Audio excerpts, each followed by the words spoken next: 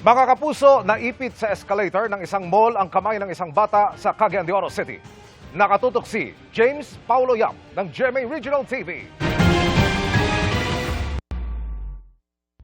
Mabilis pero maingat ang galaw ng mga pulis na rumisponde sa insidenteng ito sa isang mall sa CM Recto Avenue sa Cagayan de Oro City. Isang 5 taon na batang lalaki kasi ang naipit sa escalator pasado 1:00 linggo ng hapon nitong linggo.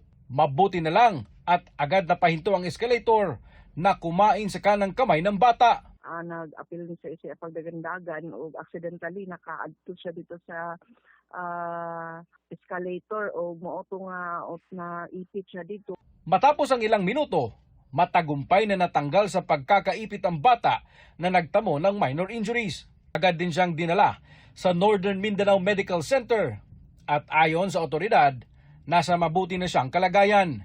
Sinusubukan pa ng GMA Regional TV1 Mindanao na makuha ang pahayag ng mall at ng mga magulang ng batang biktima. I-ensure gid nato ang ilang mga safety, dili nato pasagdan o dili nato sila tugutan nga mawala sa atong pananaw o sa atong kustodiya o sa atong pagbantay.